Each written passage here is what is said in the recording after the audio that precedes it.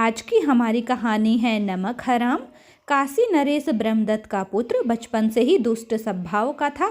वह बिना कारण ही मुसाफिरों को सिपाहियों से पकड़वा कर सताता और राज्य के विद्वानों, पंडितों तथा बुजुर्गों को अपमानित करता। वह ऐसा करके बहुत प्रसन्नता का अनुभव करता। प्रजा के मन में इसलिए युवराज के प्रति आदर के स्थान पर घृणा और रोष का भाव था।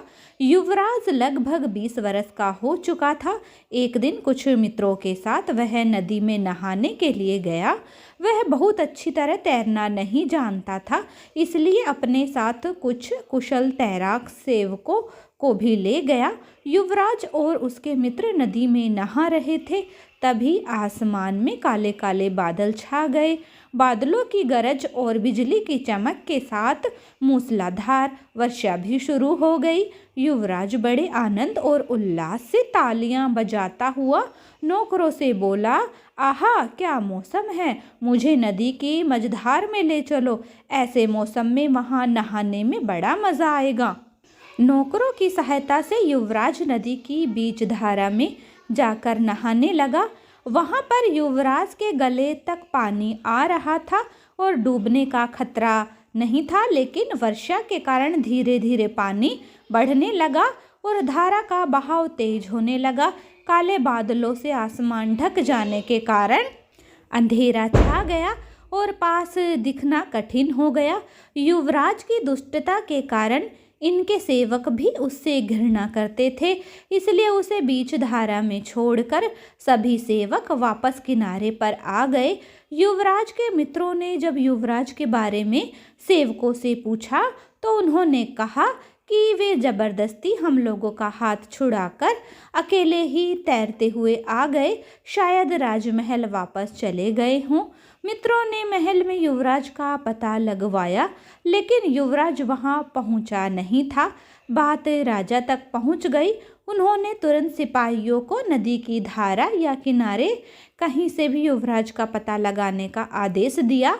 सिपाहियों ने नदी के प्रवाह में तथा किनारे दूर दूर तक पता लगाया, लेकिन युवराज का कहीं पता न चला।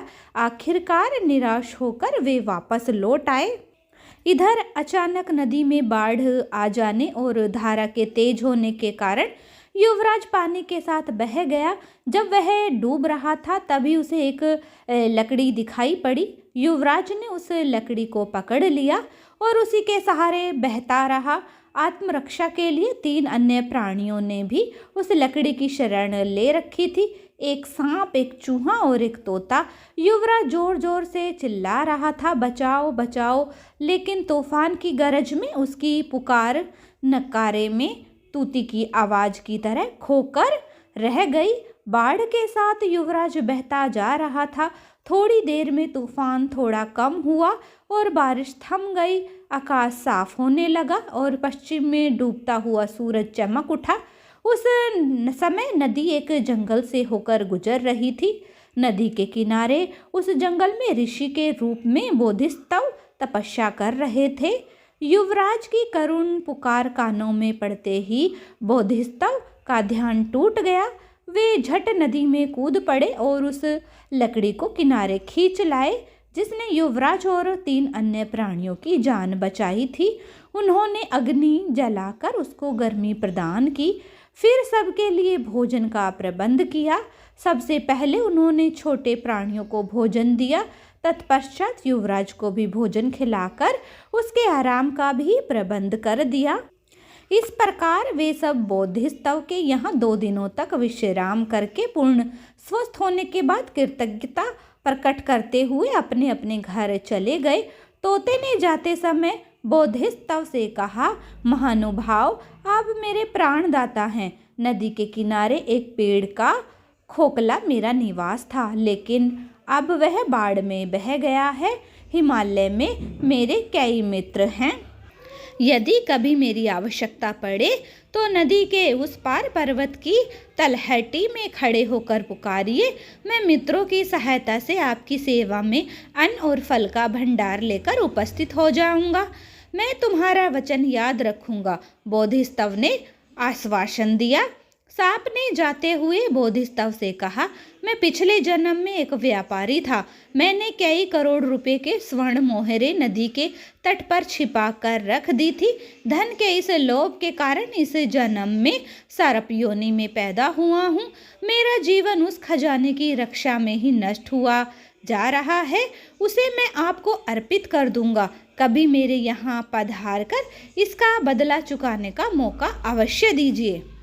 इसी प्रकार चूहे ने भी वक्त पड़ने पर अपनी सहायता देने का वचन देते हुए कहा, नदी के पास ही एक पहाड़ी के नीचे हमारा महल है जो तरह तरह के अनाजों से भरा हुआ है। हमारे वंश के हजारों चूहे इस महल में निवास करते हैं। जब भी आपको अन्न की कठिनाई हो, कृपा हमारे निवास पर अवश्य पधारिए और सेवा का अवसर दीजिए। मैं फिर भी आपके उपकार का बदला कभी न चुका पाऊंगा। सबसे अंत में युवराज ने कहा, मैं कभी न कभी अपने पिता के बाद राजा बनूंगा। तब आप मेरी राजधानी में आइए, मैं आपका आपूर्वक स्वागत करूंगा। कुछ दिनों के बाद ब्रह्मदत्त की मृत्यु हो गई और युवराज काशी का राजा बन गया। राजा बनते ही प्रजा पर अत्याचार करने लगा। सच्चाई और न्याय का कहीं नाम न था। झूठ और अपराध बढ़ने लगे। प्रजा दुखी रहने लगी। इस बात बोधिसत्व से छिपी न रही। उसे राजा का निमंत्रण याद हो आया। उसने सबसे पहले राजा के यहाँ जाने का निश्चय किया। वे एक दिन राजा से मिलने के लिए काशी पहुँचे। बोधिसत्व नगर में प्रवेश कर राजपथ पर पैदल चल रहे थे। तभी हाथी पर सवार होकर राजा सैर के लिए जा रहा था। उसने बोधिसत्व को पहचान लिया और तुरंत अपने अंगरक्षकों को आदेश दिया, इस साधु को पकड़कर खंबे से बांध दो और 100 कोड़े लगाओ और उसके बाद इसको फांसी पर लटका दो। यह इतना घमंडी है कि इसने जानबूझकर मेरा अपमान किया था।